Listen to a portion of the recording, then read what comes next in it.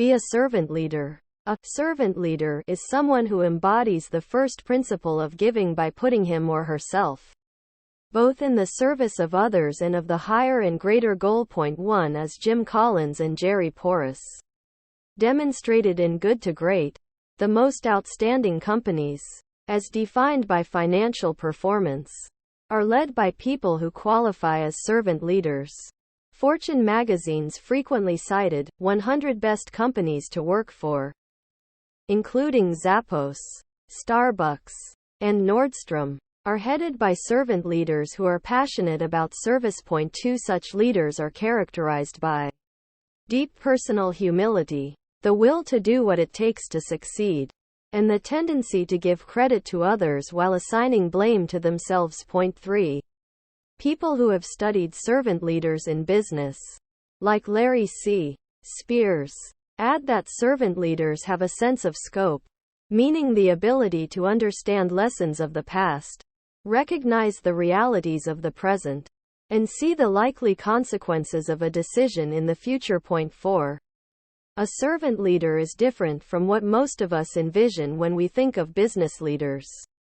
Far too many business leaders are chest thumpers, focused on their market ratings and touting their egos without much of a care to how their employees or customers are doing.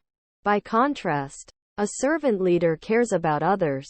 In a 1970 essay in which he coined the phrase, servant leader, Robert Greenleaf described such a person as very different from someone who sees him or herself as a leader first. While the traditional leader may be driven by a lust for personal power or possessions, a servant leader has different motivations.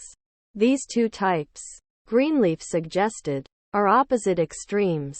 Between them, he wrote, there are shadings and blends that are part of the infinite variety of human nature. The difference manifests itself in the care taken by the servant first to make sure that other people's highest priority needs are being served. 5.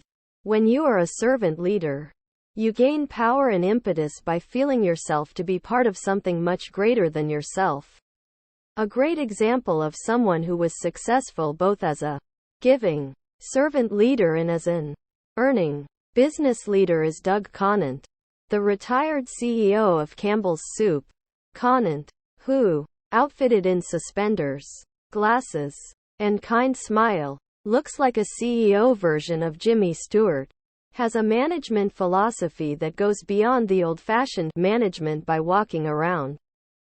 That is, literally walking around and connecting with employees, asking them how the work or their day is going, eschewing the limelight in order to serve the long-term goals of his corporation. Conant was, and still is, all about connecting to all his stakeholders in a very real, literally hands-on way. In the soup line of the employee cafeteria, Doug knew everyone by name and how they were doing. And yes, he made it a point to eat in the cafeteria. Before he retired, he knew the names of thousands of people in his 18,000-plus employee company. He wrote 30,000 handwritten thank you notes to employees and partners during his tenure. He mentored hundreds of people, including the many women whom he elevated to senior management, including his successor, Denise Morrison, both within and outside the walls of the company over a 12-year career there. He supported the less fortunate in the Campbell's community.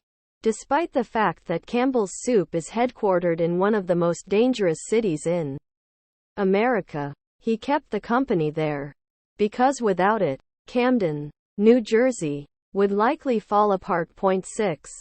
This is not to say that Doug was not a focused, hard-driven leader. Quite the opposite. In fact, he proved that his style worked.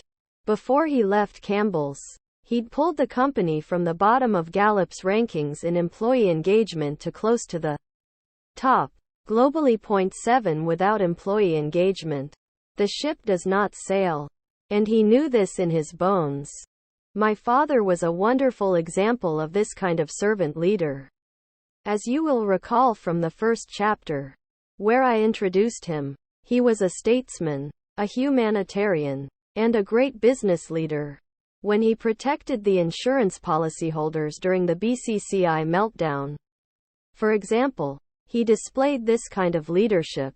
He was also a servant leader to our very large extended family, which he protected and cared for in many ways, including hosting annual family councils, in which 500 or more of us got together to socialize, communicate, and discover ways to help and support one another.